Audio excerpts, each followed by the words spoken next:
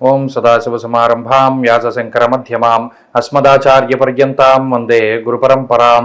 జ్యోతిష్ శాస్త్రాన్ని భావితరాల వారికి ప్రసాదించిన ఋషుల యొక్క పాదపద్మాలకి నమస్కారం చేసుకుంటూ, అలాగే నాకు జ్యోతిష విద్యను నేర్పిన గురువర్యులు జ్యోతిష బ్రహ్మ కీర్తిశేషులు శ్రీ ఈరంకి సూర్యనారాయణమూర్తి గారు, సూర్యశ్రీ దైవజ్ఞ గారి యొక్క పాదపద్మాలకి నమస్కారం చేసుకుంటూ, ఓం శ్రీ మహాగణాధిపతి నమః, శ్రీ గురుభ్యో నమః, హరి ఓం. వీక్షకులందరికీ నమస్కారం. జూన్ నెల 16వ తారీఖు లగాయతు జూన్ 22వ తారీఖు శనివారం వరకు ఉండేటువంటి గ్రహగతుల ఆధారంగా ద్వాదశ రాశుల వారికి ఈ వారం ఏ విధమైనటువంటి శుభాశుభ ఫలితాలు కలగబోతున్నాయో ఈ కార్యక్రమం ద్వారా తెలుసుకుందాం. అందులో భాగంగా ఈ వారం ఉండేటువంటి గ్రహగతులను గమనిద్దాం. ఈ వారంలో శనేశ్వరుడు కుంభరాశి యందు, మీనమందు రాహువు, మేషమందు కుజగ్రహము, వృషభ రాశి యందు గురుడు, మిథున రాశి యందు రవి, బుధ, శుక్రగ్రహాల యొక్క సంచారం అనేటువంటిది జరుగుతూ ఉన్నది.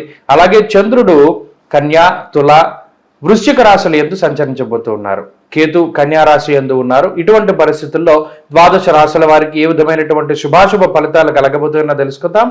వృశ్చిక రాశి వారికి ఈ వారం మిశ్రమమైనటువంటి గ్రహ సంపత్తి గోచరిస్తూ ఉన్నది. ప్రత్యేకించి ఈ రాశి వారికి గ్రహాలు ఎక్కువ సంఖ్యలో అష్టమ స్థానమందు కేంద్రీకృతం అవుతూ ఉండడం అనేటువంటి విషయం కొంత వ్యతిరేకమైనటువంటి ఫలితాలను ఇస్తూ ఉన్నది. అయినప్పటికీ శుక్రుడు యోగిస్తూ ఉండడం, గురుబలం ఉండడం, కుజుడు అనుకూలంగా ఉండడం, అలాగే చంద్రబలం ఉండడం వెరసి 4 గ్రహాల తాలూకు శుభ ఫలితాలు అనేటువంటివి ఈ రాశి వారికి రానున్నాయి. ఈ గ్రహ సంపత్తి ప్రత్యేకించి ఆరోగ్య పరిస్థితులపై ప్రభావాన్ని చూపెడుతుంది. ఆర్థిక పరిస్థితులపై, అలాగే రుణగ్రస్తులైనటువంటి వృశ్చిక రాశి వారిపై, అలాగే కోర్టు కేసులు, ప్రభుత్వ సంబంధమైనటువంటి ఇబ్బందులు పాలవుతూ ఉన్నటువంటి వారిపై ఈ గ్రహస్థితి ప్రత్యేకమైనటువంటి ప్రభావాన్ని చూపెడుతుంది. అనగా వృశ్చిక రాశి వారికి ఒకటి ఆర్థిక పరిస్థితి మెరుగవుతూ ఉంటుంది. దీనివల్ల వచ్చేటువంటి ఆదాయాన్ని రుణాలను తగ్గించేటువంటి విధంగా మీరు ముందుకు తీసుకువెళుతూ ఉంటారు. వచ్చినటువంటి ఆదాయం చేతిలో నిలవకపోయినప్పటికీ కూడా ఆ ఆదాయాన్ని సక్రమమైనటువంటి మార్గంలో ఖర్చు పెట్టడం అనేటువంటిది కూడా ఒక మంచి విషయంగా చెప్పచ్చు. అంతేకాక సంతాన పురోగతి ఈ వారంలో ఎక్కువగా కనబడుతూ ఉన్నది. అలాగే శత్రువులను తగ్గించుకునేటువంటి ప్రయత్నం చేస్తారు.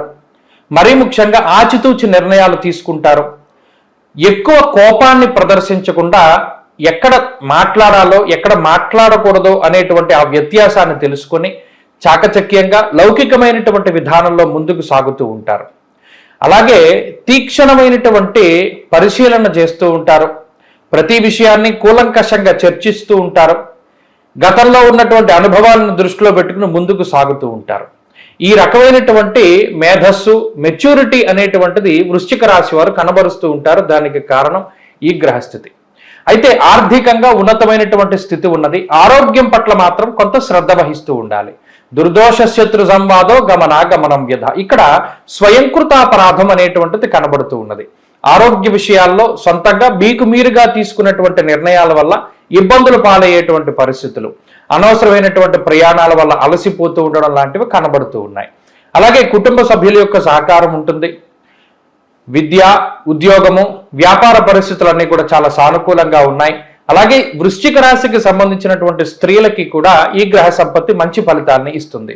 అనగా కుటుంబ సభ్యుల యొక్క సహకారము, తోబుట్టువుల యొక్క అభివృద్ధి, అలాగే కుటుంబ పరంగా ఉండేటువంటి ఇబ్బందులు, దోషాలు తొలగిపోతూ ఉండడం, ఉద్యోగ వ్యాపారాలలో అనుకూలమైనటువంటి గ్రహస్థితి.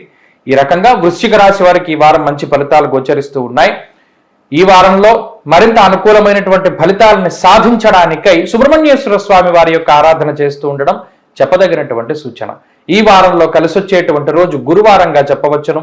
అదృష్ట సంఖ్య 4, అదృష్ట వర్ణము పసుపు. తదుపరి ధనురాశి.